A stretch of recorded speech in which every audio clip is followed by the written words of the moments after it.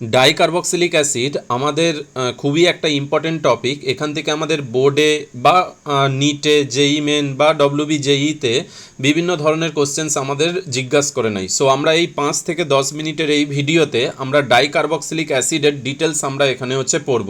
যেমন ধরো এখানে যে কোশ্চেনটা দেওয়া আছে, এই কোশ্চেনে বলা আছে n ইকুয়ালস টু যদি 4 হয়, ডাইকার্বক্সিলিক মানে তো আমরা জানি দুটো CO2 তোমার COOH গ্রুপ তোমার থাকবে।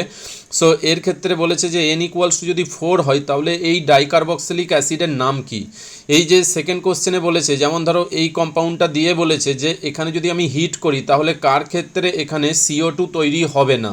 সো এই ধরনের কোশ্চেন্স তোমাকে এক্সামে জিজ্ঞাসা করে নাই, প্রিভিয়াস ইয়ারেরই কোশ্চেন্স। সো সুতরাং আমরা দেখব যে আমাদের সিলেবাসে প্রথমত ডাইকার্বক্সিলিক অ্যাসিড কি কি রয়েছে। আমাদের যে সিলেবাসে যে ডাইকার্বক্সিলিক অ্যাসিড সেটা 2 থেকে, ডাইকার্বক্সিলিক বলছি মানে দুটো তো কার্বন তো থাকতেই হবে, 2 থেকে 7 পর্যন্ত রয়েছে। সো প্রথমত এদের নাম এবং কিভাবে মনে রাখবো, দেখো এদের যে জেনারেল ফর্মুলা, ডাইকার্বক্সিলিক অ্যাসিডের জেনারেল ফর্মুলা, এদের যে তোমার জেনারেল যে ফর্মুলা দেখো ডাইকার্বক্সিলিক অ্যাসিডের কি হয় না, CH2 তার হোল N আর দুটো COOH, অর্থাৎ এখানে CH2 ইউনিটের চেঞ্জ হয়ে হয়ে এখানে ডাইকার্বক্সিলিক অ্যাসিডের নাম হয়। যেমন ধরো আমরা সবাই জানি এখানে যদি N ইকুয়ালস টু 0 হয়, অর্থাৎ যদি কোনো CH2 ইউনিট মাঝে যদি না থাকে, অর্থাৎ এইটা যদি 0 হয়ে যায় তখন দেখতে কেমন হবে, COOH আর COOH। এই যে ডাইকার্বক্সিলিক অ্যাসিড এর নাম কি, এর নাম আমরা সবাই জানি, এটাকে বলা হয় অক্সালিক অ্যাসিড। ওকে, এবার বাকি এখানেই যদি n ইকুয়ালস টু যদি 1 হয়ে যায় তাহলে এখানে কি হয়ে যাবে, একটা CH2 ইউনিট থাকবে, তাহলে CH2 COOH আর COOH, এক্ষেত্রে এর নাম কি হয়, ম্যালোনিক অ্যাসিড, এর নাম হয় ম্যালোনিক অ্যাসিড। ওকে, নেক্সট যদি এখানে n এর ভ্যালু তোমার 2 হয়ে যায় তাহলে এটা কি হয়ে যাবে, CH2, এখানে একটা COOH গ্রুপ আর এখানে একটা COOH গ্রুপ। তাহলে এই যে ডাইকার্বক্সিলিক অ্যাসিড এটার নাম হয়ে যায় সাকসিনিক অ্যাসিড, এটার নাম হয়ে যায় সাকসিনিক অ্যাসিড। ওকে, নেক্সট এবার যদি এখানে n এর ভ্যালু তোমার 3 হয় তখন এটা তোমার কি হবে, CH2, তিনটে CH2 ইউনিট আছে, n এর ভ্যালু 3 মানে তিনটে CH2 ইউনিট আর দুটো COOH ইউনিট, তাহলে দুটো তোমার COOH ইউনিট, সেক্ষেত্রে এর নাম কি হয়ে যাবে, গ্লুটারিক অ্যাসিড, গ্লুটারিক অ্যাসিড। ওকে, এবার এই রকমভাবেই যদি n এর ভ্যালু তোমার 4 হয় আর n এর ভ্যালু যদি 5 হয়, n এর ভ্যালু 4 আর n এর ভ্যালু 5, এই 5 পর্যন্তই আমাদের রয়েছে। n এর ভ্যালু 4 মানে বুঝতেই পারছো CH2, এখানে আর একটা CH2 করে থাকবে, তারপরে এর সাথে COOH আর এর সাথে তোমার COOH, তাহলে এর যে নাম তোমার হয় কি, অ্যাডিপিক অ্যাসিড। খুবই ইম্পর্টেন্ট, অনেক কোশ্চেন্স অ্যাডিপিক অ্যাসিডের উপর আসছে, অ্যাডিপিক অ্যাসিড। ওকে, এটার নাম হয় অ্যাডিপিক অ্যাসিড। আর n ইকুয়ালস টু যদি 5 হয় তাহলে এখানে 5টা CH2 ইউনিট থাকবে, তাহলে এখানে CH2, এর সাথে CH2 আর দুটো COOH ইউনিট দিয়ে দাও, COOH।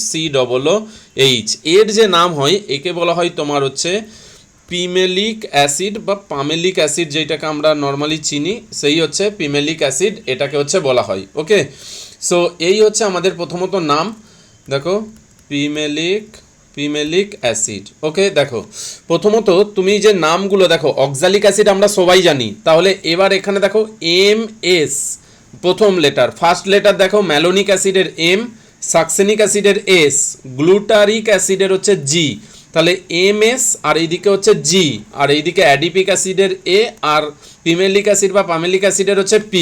তাহলে তোমার নাম কি হয়ে গেল, অক্সালিক অ্যাসিডের ও তো আমরা সবাই জানি, তাহলে MS গ্যাপ, MS ওয়ার্ডে গ্যাপ রয়েছে, GAP, তাহলে MS গ্যাপ, এইটাই এদের নাম। তাহলে M দিয়ে কি, M দিয়ে ম্যালোনিক অ্যাসিড, S দিয়ে সাকসেনিক অ্যাসিড, G দিয়ে গ্লুটারিক অ্যাসিড, A দিয়ে অ্যাডিপিক অ্যাসিড আর P দিয়ে পিমেলিক অ্যাসিড।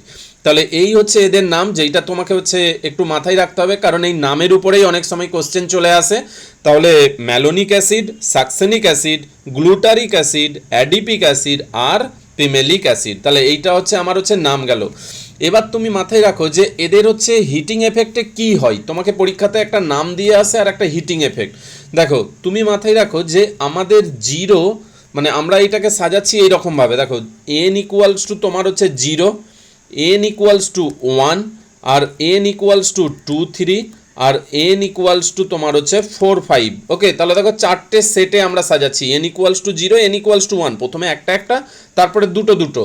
দেখো এন ইকুয়ালস টু জিরোতে তোমার হচ্ছে কি হয় না, হচ্ছে সিও টু গ্যাস ইভলভ হয়, এইচ টুও তোমার হচ্ছে বেরিয়ে যায়, তাহলে সিও টু বেরোবে, এইচ টুও বেরোবে। এন ইকুয়ালস টু ওয়ানে শুধু খালি সিও টু বেরোবে, সিও টু অনলি। আর এন ইকুয়ালস টু টু থ্রিতে শুধু খালি এইচ টু ও রিমুভ হবে, এইচ টু ও অনলি। আর এন ইকুয়ালস টু ফোর ফাইভে এখানে আবার হচ্ছে CO two and H two O.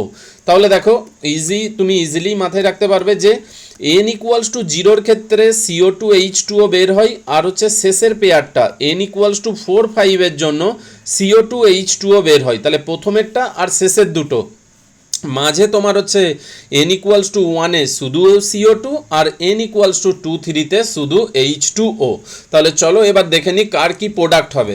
তাহলে এন ইকুয়ালস টু যদি জিরো হয় তখন তো আমরা জানি এর নাম হচ্ছে অক্সালিক অ্যাসিড, তাহলে অক্সালিক অ্যাসিডের কি হয় সি ডবল ও এইচ, তাহলে C double O H, C double bond O, O H, আর এইদিকে হচ্ছে C double bond O, O H. তাহলে তুমি জানো যে এখান থেকে ওয়াটার মলিকুল বেরোবে আর হচ্ছে সিও টু মলিকুল বেরোবে, তাহলে ওয়াটার মলিকুল এখান থেকে বের করো, তাহলে এইটা গেল ওয়াটার মলিকুল, আর সিও টু গেল তোমার হচ্ছে এইটা সিও টু, তাহলে পড়ে রয়েছে কি সিও। তাহলে এখান থেকে কি কি যাচ্ছে, কার্বন ডাই অক্সাইড বেরিয়ে যাচ্ছে, জল বেরিয়ে যাচ্ছে, আর পড়ে রয়েছে কি সিও। তাহলে এখান থেকে তিনটে জিনিস তৈরি হয়। তুমি যদি হিট করো তোমার হচ্ছে অক্সালিক অ্যাসিডকে, তাহলে এখান থেকে কার্বন ডাই অক্সাইড তৈরি হবে, এইচ টুও তৈরি হবে, আর কার্বন মনোঅক্সাইড তৈরি হবে। ক্লিয়ার? নেক্সট হচ্ছে N equals to one. N equals to ওয়ানে আমরা কি পড়লাম, শুধু খালি সিও টু, মানে এখানে সিও টু এইচ টুও, তারপরেরটা শুধু সিও টু, তারপরেরটা শুধু এইচ টুও, তারপরে আবার সিও টু এইচ টু, তাহলে এখানে শুধু সিও টু বেরোবে। তাহলে আমরা তো জানি এন ইকুয়ালস টু যদি ওয়ান হয় সেটাকে বলা হয় ম্যালোনিক অ্যাসিড। তাহলে ম্যালোনিক অ্যাসিড দেখতে কেমন, C H two, C double O H, C H two, C double bond O, O H, আর এখানেও হচ্ছে C double bond O, O H. তাহলে এখান থেকেও কি হবে, শুধু খালি সিও টু বের করো, তাহলে তুমি যদি এখান থেকে শুধু সিও টু একটা যদি বের করে দাও, তাহলে এখান থেকে তোমার হচ্ছে কি তৈরি হয়ে গেল, এই হাইড্রোজেনটা তাহলে এই কার্বনের সাথে যুক্ত হয়ে যাবে, তাহলে এখানে হয়ে গেল CH three, C double O H, তাহলে তোমার তৈরি হয়ে গেল অ্যাসিটিক অ্যাসিড তোমার হচ্ছে তৈরি হয়ে গেল। ওকে, তাহলে ম্যালোনিক অ্যাসিডের হিটিংয়ে কি তৈরি হয়, অ্যাসিডিক অ্যাসিড। তেমনি এন ইকুয়ালস টু এবার হচ্ছে তোমার হচ্ছে কি না, এন ইকুয়ালস টু ওয়ান হয়ে গেল, এবার এন ইকুয়ালস টু টু আর হচ্ছে থ্রি। এন ইকুয়ালস টু টুতে আমরা তো জানি সাকসেনিক অ্যাসিড, তাহলে সাকসেনিক অ্যাসিড মানে সি এইচ টু আর হচ্ছে সি এইচ টু, এখানে সরি এটা টু থ্রি, টু অ্যান্ড হচ্ছে থ্রি, তাহলে C H two, C H two, C double bond O, O H, আর এখান থেকে C double bond O, O H. তাহলে এখান থেকে তোমার কি বের হয় না, আমরা জানি শুধু খালি এখান থেকে জল বের হবে, তাহলে জল বের হলে এখানে কি তৈরি হয়ে গেল, দেখো একটা ফোর মেম্বার, অর্থাৎ এখানে হচ্ছে C H two, C H two, এখানে হয়ে গেল C double bond O, C double bond O, তাহলে দেখো অক্সিজেন দিয়ে এখানে তোমার হচ্ছে কি হয়ে গেছে না, একটা লিঙ্ক হয়ে গেছে। তাহলে এটাকেই আমরা হচ্ছে কি বলবো না, এটা তো তোমার হচ্ছে সাকসেনিক অ্যাসিড, আর এটাকে বলবো সাকসেনিক অ্যানহাইড্রাইড, এটাকে বলবো সাকসেনিক অ্যানহাইড্রাইড। ওকে, আর তিন দিয়েও ঠিক একই হবে, তাহলে সিএইচ টু, এখানে হবে সিএইচ টু, সিএইচ টু, আর এখানে C double bond O, O H, আর এখানেও C double bond O, O H. তাহলে এখান থেকেও কি করব, জল বের করব, কারণ তিন আর দুই আর তিনেতে কি হয়, শুধু খালি মাইনাস এইচ টু হয়, তাহলে এখান থেকেও জল বের করব।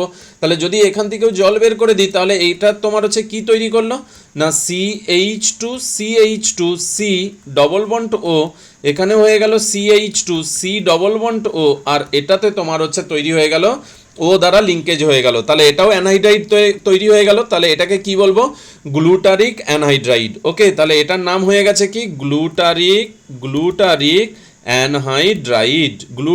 অ্যানহাইড্রাইড। ওকে, তাহলে একের ক্ষেত্রে জিরোর ক্ষেত্রে সিও টু বেরোলো, এইচ টুও বেরোলো, একেতে শুধু তোমার সিও টু বেরোলো, দুই তিনেতে শুধু জল বেরোলো, আর পরে রয়েছে 4 5, তাহলে n equals to 4, n equals to 4 and n equals two 5 এর ক্ষেত্রে কি হয়, দুটোই বের হবে। তাহলে n equals to 4 A adipic acid যেটা সব থেকে বেশি আসছে, তাহলে অ্যাডিপিক অ্যাসিডে হচ্ছে CH2 এখানে তো 4টে রয়েছে, তাহলে এখানে হচ্ছে C ডবল বন্ড ও OH, আর এখানেও হচ্ছে C ডবল বন্ড ও OH।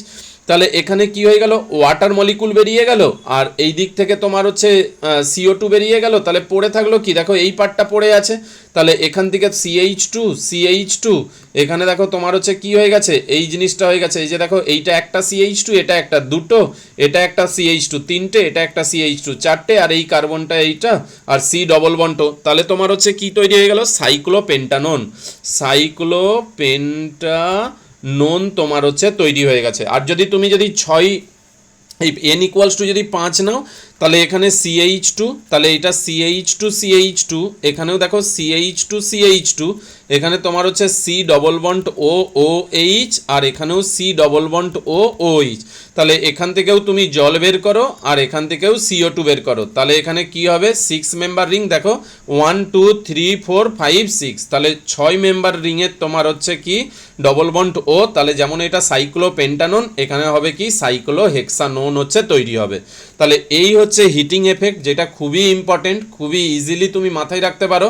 এদের নামগুলোকে এইরকমভাবে মনে রাখবে, প্রথমে 0 হলে অক্সালিক অ্যাসিড, দেন MS গ্যাপ, এতে হচ্ছে ম্যালোনিক, এসেতে হচ্ছে সাকসিনিক, জিএতে হচ্ছে তোমার গ্লুটারিক, এতে হচ্ছে অ্যাডিপিক, আর হচ্ছে পামেলিক বা পিমেলিক। এই যে অ্যাডিপিক সব থেকে বেশি আসছে, ম্যালোনিক বহুবার আসছে, তাহলে এটা আর হিটিং এফেক্টে কি করে মনে রাখবো, 0-র ক্ষেত্রে CO2H2O, 1-এতে অনলি CO2, আর 2 3-এতে অনলি H2O, আর 4 5-এতে তোমার হচ্ছে কি CO2H2O। ক্লিয়ার?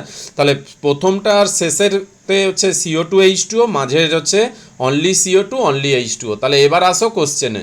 কোশ্চেন নাম্বার তোমার হচ্ছে 1-এ তোমাকে কি বলা হয়েছে, দেখো তোমাকে এখানে যেটা বলা আছে, যদি n ইকুয়ালস টু 4 হয়, তাহলে বলো n ইকুয়ালস টু যদি 4 হয়, আমরা একটু আগেই পড়লাম n ইকুয়ালস টু যদি 4 হয় সেটাকে কি বলা হয়, তাহলে তুমি এইরকম করে মাথায় রাখতে পারো, এইটা তো 0, n যদি 0 হয় তখন এখানে ও শূন্যই, তাহলে n যখন 1, তাহলে তুমি একটু আগেই পড়লে ms গ্যাপ, তাহলে ms গ্যাপেতে কি আসছে, দেখো এইটা হচ্ছে 1, এটা হচ্ছে 2, এটা হচ্ছে 3, আর এটা হচ্ছে 4, তাহলে n ইকুয়ালস টু 4 এতে কি হয়, এ মানে কি, দেখো এ দিয়ে নাম এখানে কোথায় আছে, অ্যাডিপিক অ্যাসিড, তাহলে অপশান কি হয়ে গেল, সি হয়ে গেল। অপশান তুমি ইজিলি ক্লিক করতে পারবে, শুধু ms গ্যাপটা মাথায় রাখো, এদের হচ্ছে আলাদা, আর 0-র ক্ষেত্রে 0 মানে ও অক্সালিক অ্যাসিড, যেটা আমরা জানি, তাহলে এর আনসার হয়ে গেল অ্যাডিপিক অ্যাসিড। ঠিক একই রকম তোমাকে অন্যভাবে জিজ্ঞাসা করে নিতে পারে, n ইকুয়ালস টু 3 হলে কি হবে, তাহলে এইরকমভাবেই করো, ms গ্যাপ, তাহলে 1 হলে m, আর 2 হলে তোমার এস, আর 3 হলে জি, তখন এটা কি হয়ে যাবে, গ্লুটারিক অ্যাসিড হয়ে যাবে। নেক্সট কোশ্চেনে কি বলা আছে দেখো, n এখানে n ইকুয়ালস টু মানে বলেছে যে কার ক্ষেত্রে, এই যে বলেছে at which value of the n will not evolve the CO2, তাহলে CO2 গ্যাস তৈরি করবে না, তাহলে শুধু খালি H2O তৈরি করবে।